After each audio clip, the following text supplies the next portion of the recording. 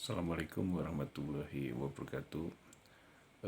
Pertemuan daring hari ini yaitu kita akan membahas bab yang kedua, yaitu mengenai jenis-jenis sistem informasi manajemen.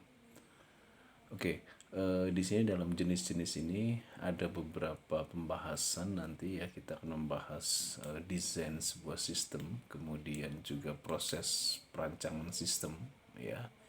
Ini yang sebetulnya nanti ada di semester 6, ya.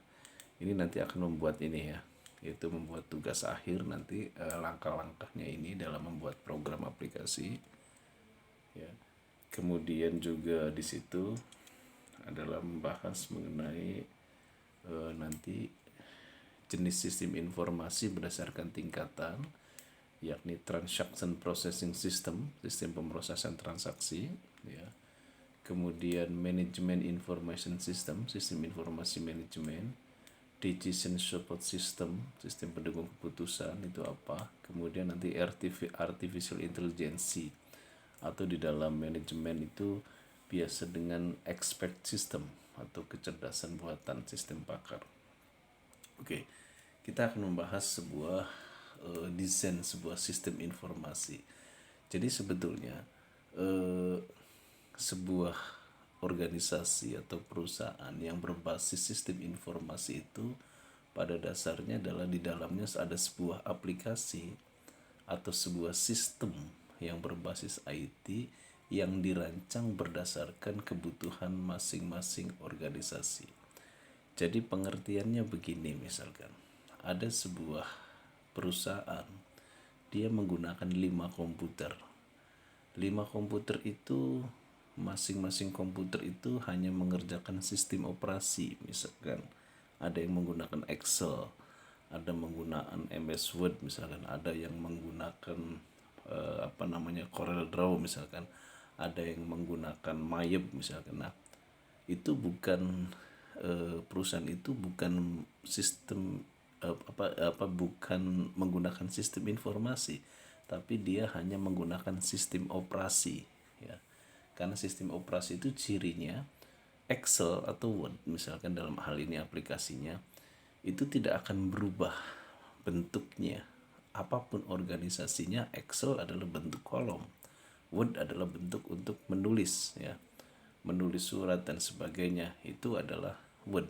Itu namanya sistem operasi. Tapi kalau sistem informasi, ya, itu dirancang berdasarkan kebutuhan organisasi. Jadi sistem informasi misalkan yang ada di dalam sebuah supermarket itu berbeda dengan sistem informasi dalam perusahaan bengkel, misalkan, atau sebuah sistem informasi yang ada di bengkel itu berbeda dengan sistem informasi pada sebuah restoran, berbeda pula pada sebuah sistem informasi dalam sebuah hotel. Nah, jadi di sini desain sistem sebuah informasi pada dasarnya dirancang mengikuti kebutuhan masing-masing. Nanti ada di semester 6 Anda wajib untuk membuat tugas akhir. Salah satu tugas akhir itu kalau D3 namanya tugas akhir, ya. Kalau S1 namanya skripsi. Nanti Anda wajib membuat sebuah program aplikasi, ya, membuat program aplikasi, ya. Nah, nanti untuk tugas akhir Anda bikin ini, proses perancangan sistem informasi. Nanti akan membahas analisa sistem. Jadi misalkan Anda tugas akhirnya misalkan sistem informasi penjualan pada sebuah dealer, misalkan. Nah, otomatis Anda harus mempelajari sistem yang sedang berjalan di dealer tersebut. Bagaimana sistem penjualan yang sedang berjalan di dealer tersebut, yaitu Anda di sini sedang mengadakan analisa sistem. Setelah analisa sistem Anda pelajari, ya, misalkan di perusahaan dealer tersebut, Anda mendesain, ya. Anda mendesain pada semester-semester sebelumnya Anda mungkin pernah mendapatkan mata kuliah pengantar sistem informasi, perancangan sistem informasi, kemudian analisa dan desain dan sebagainya. Itu Anda mendesain sistem. Nah, setelah Anda bisa mendesain, nah, baru Anda membuat pemrograman, ya. Apakah itu berbasis web, ataukah Anda menggunakan Java, atau Anda menggunakan DLP atau Anda menggunakan VBNet dan sebagainya, ini Anda membuat sebuah program, ya. Kalau Anda dapatkan di mata kuliah pemrograman, ya. Nah, di sini, ya. Nah, setelah Anda membuat program, baru Anda membuat jadilah aplikasi. Aplikasi inilah yang disebut dengan sistem informasi yang nanti diterapkan pada perusahaan. Jadi saya ulangi lagi, setiap perusahaan sistem informasinya berbeda karena tergantung daripada analisa sistemnya. Perusahaan berbeda, analisa sistemnya juga berbeda, maka desain sistemnya berbeda. Kalau pembuatan program dengan coding tertentu itu harus mengikuti desain sistem, ya. Nah, itu adalah proses perancangan sistem informasi. Nah, nanti ini Anda praktekkan, ya, pada semester 6, yaitu pembuatan TA. Oke. Kita akan masuk lagi ke teori sistem informasi di sini. Jadi sistem informasi ini kalau kita lihat paling bawah, nanti saya akan membuat sebuah tingkatannya, ya. Nah, ini karena di sini berdasarkan tingkatan, berdasarkan level, ya. Nah, level ini terdiri dari 3, ya. Kalau di dalam manajemen itu 3. Oke, kita bahas dulu, ya. Untuk membahas piramid ini, ya. Piramid ini kita akan bahas 3. Ada 3 bentuk di sini, kurang luas, ya. Oke. Oke, di sini. Ini adalah gambar piramid jenis sistem informasi berdasarkan tingkatan. Maksudnya tingkatan di sini adalah di sini ada kita akan bahas, yaitu sebetulnya ini nanti hubungannya dengan level-level dalam manajemen, ya. Oke, nanti kita akan bahas dari bawah dulu. Ini adalah gambar piramid sistem informasi berdasarkan tingkatan. Oke, kita level dari bawah dulu. Jadi begini, pada dasarnya informasi itu membutuhkan data, ya. Data itu tentu di sini memperolehnya daripada eksternal database, ya. Data-data yang berasal dari luar database, yaitu yang disebut dengan dokumen. Makanya kalau Anda belajar pemrograman struktur pada mata kuliah perancangan sistem, Anda pernah belajar yang namanya flow of document. Nah, flow of document itu sebetulnya adalah menggambarkan arus daripada perjalanan dokumen. Anda perhatikan kalau di flow of document itu ada yang namanya entitas, ya. Entitas itu yang terlibat di dalam proses sistem tersebut. Nah, pasti di situ inputnya ada dokumen, ya, karena membutuhkan dokumen. Tentu dokumen ini juga perlu alat untuk penyimpanannya, yaitu yang disebut dengan komputer, hardware. Kita butuh hardware, perangkat kerasnya. Nah, ini namanya external database, ya. Nah, di dalam internal database, ya, dokumen-dokumen itu tentu diolah dengan prosedur desain, ya. Prosedur desain, Anda mungkin sudah belajar membuat desain seperti dari FOD, kemudian membuat diagram arus data, kemudian membuat IRD dan sebagainya. Anda membuat prosedur desain, ya. Desain itu sama seperti flow-nya, ya. Nah, flow-nya nanti untuk apa? Untuk membuat sebuah software, ya.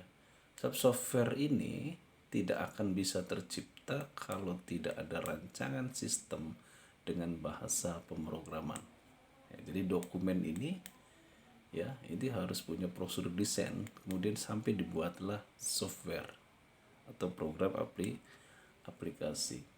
Tentu juga setelah ada software, ini internal database, ya, software juga perlu ada jaringan sistem, ya, keterhubungan. Jadi apakah itu LAN, local area network, di mana informasi itu hanya seputar di internal organisasi, atau juga melalui jaringan internet. Berarti dia harus berbasis website, ya. Nah, ini network system. Misal begini, eh, perusahaan hotel misalkan, dia punya software tertentu, misalkan dalam hal keuangan, dalam hal penerimaan tamu, dalam hal MSDM dan sebagainya. Dia punya software prosedurnya. Nah, tentu di sini informasinya untuk siapa? Baik untuk internal, misalkan untuk manajemen, juga bisa juga informasinya untuk pihak eksternal, misalkan investor hotel itu, kalau hotel itu terbuka investasinya ya, atau bisa jadi misalkan untuk para pelanggan untuk mengetahui fasilitas hotel dan sebagainya. Nah, tentu ini juga perlu controlling system yang mengendalikan sistem. Nah, ini adalah dasar daripada piramid. Tanpa ini dasarnya, maka sistem ini tidak bisa dibangun. Ya, jadi tanpa ini ya dasarnya, ya ini yang ini ya, maka sistem itu ya, sistem yang ini tidak bisa terbangun ya. Nah, jika ini sudah ada, hardware komputernya sudah mencukupi, dokumennya sudah siap, internal database softwarenya ada, prosedur ada, baru akan membangun sebuah transaksi mulai berjalan, pemrosesan transaksi ya. Mungkin kalau pelajaran Anda perancangan sistem ada yang namanya transaction processing system ya. Misal tadi saya berikan contoh adalah perusahaan hotel ya. Hotel itu dia ada transaksi, misalkan pengunjung yang datang ke hotel itu dia menginap berapa hari, kemudian dia membayar uang ya, di situ ada transaksi di situ. Atau misalkan perusahaan dia mengeluarkan biaya untuk biaya tenaga kerja, kemudian biaya operasional, dan ada transaksi processing system ya, transaksi processing system. Nah, jadi sebuah ini ada transaksi. Nah, transaksi-transaksi ini akan diolah dalam sistem informasi manajemen. Ya, sistem informasi manajemen ini yang paling sederhana di sini. Ini sebenarnya sudah tingkat tinggi, nanti ke sini bahas ya. Nah, manajemen information system ini pada dasarnya adalah hasil daripada transaksi itu adalah adanya di dalam manajemen information system atau sistem informasi manajemen. Sistem informasi manajemen itu tugasnya hanya menyediakan informasi kepada mereka yang membutuhkan. Misal begini, manajemen keuangan membutuhkan informasi mengenai berapa sih biaya tenaga kerja yang dikeluarkan tiap bulannya. Maka SIM itu harus menyediakan informasi berapa jumlah tenaga kerjanya, jabatannya berapa, gajinya berapa untuk level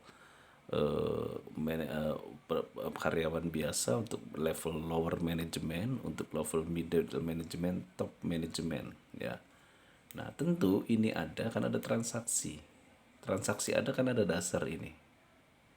Ya, ada dasar ini. Nah, jadi di sini adalah, saya ulangi lagi, sistem informasi manajemen itu dia hanya mengolah informasi kepada mereka yang membutuhkan.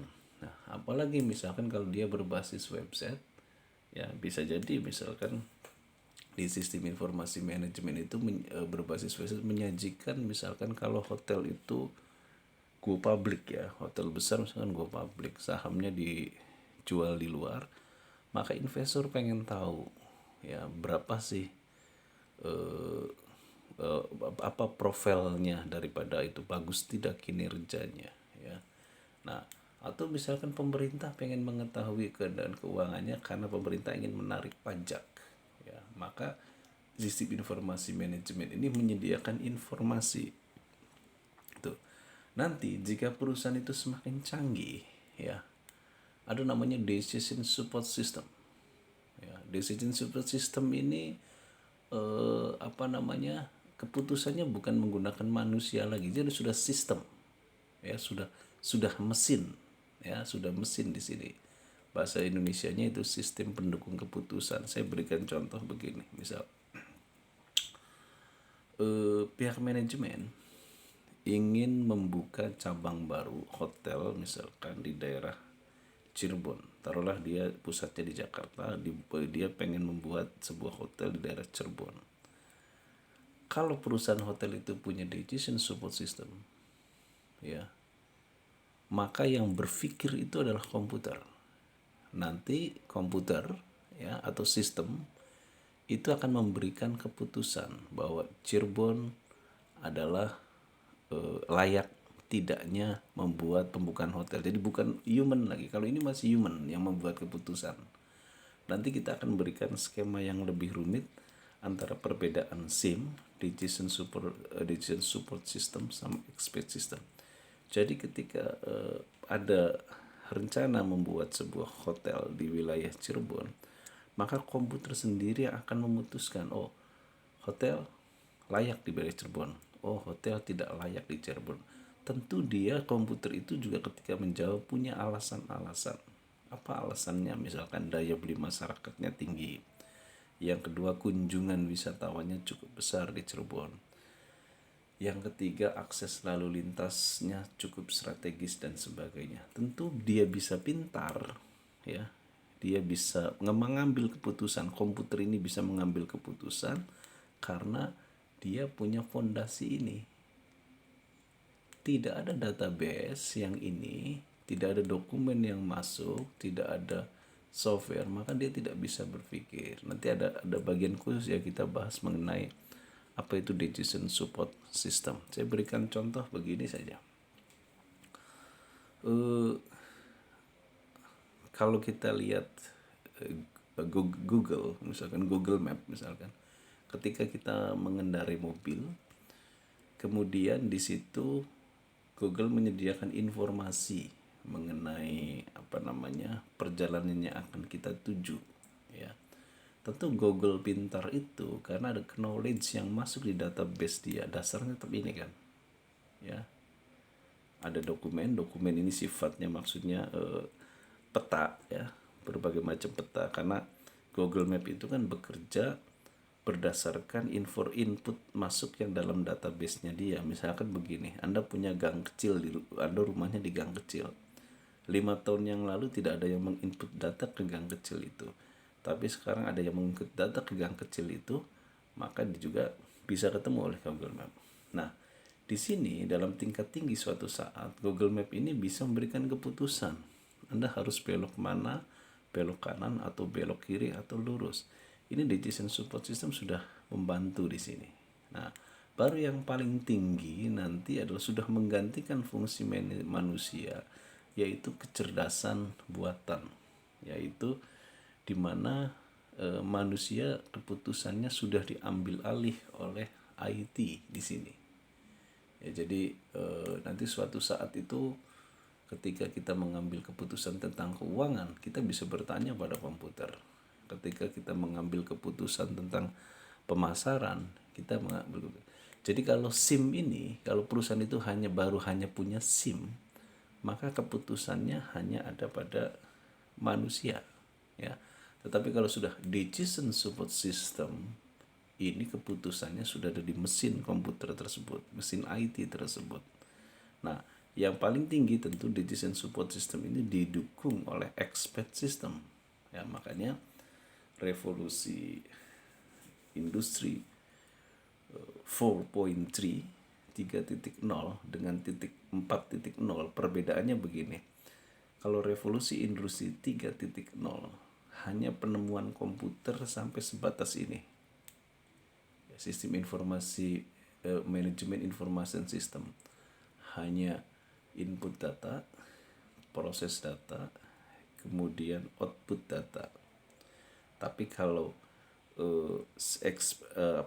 sudah revolusi industri 4.0 atau 4.0, komputer itu bekerja tidak input, proses, output saja, tetapi juga dia mampu berpikir, mampu menganalisa seperti layaknya manusia.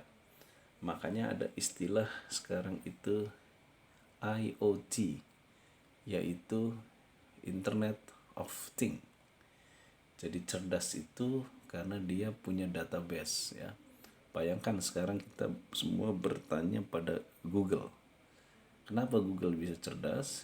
Karena dia punya basis ini, ya, basis database-nya, knowledge-nya banyak. Nah, makanya di sini eh, tingkatannya, sistem informasi yang paling lengkap itu adalah ini, sudah sampai expect system. Mungkin banyak perusahaan yang masih sampai sini ya, manajemen information system.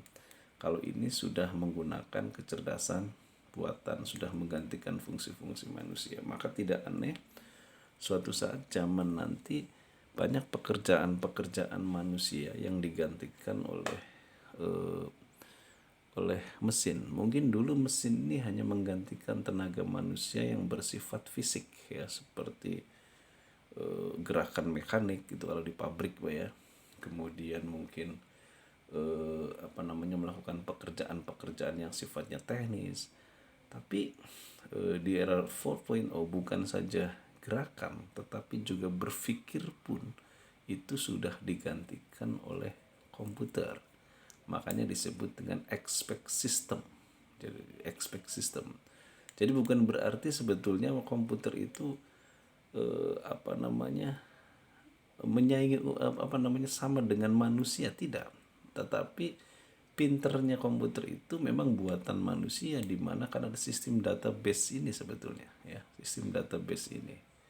Jadi database ini yang memungkinkan dia menjadi cerdas. Sama halnya ketika semakin pengetahuan kita semakin banyak, maka kita pun menjadi orang yang berpengetahuan, orang yang cerdas. Nah, jadi itulah yang disebut dengan perbedaan tingkatannya di sini. Jadi saya ulangi lagi, ada sistem transaksi, ya. Sistem transaksi ini nanti diolah dalam manajemen information system. Manajemen information system atau sistem informasi manajemen adalah hanya menghasilkan informasi tanpa membuat keputusan. Keputusannya ada pada manusia.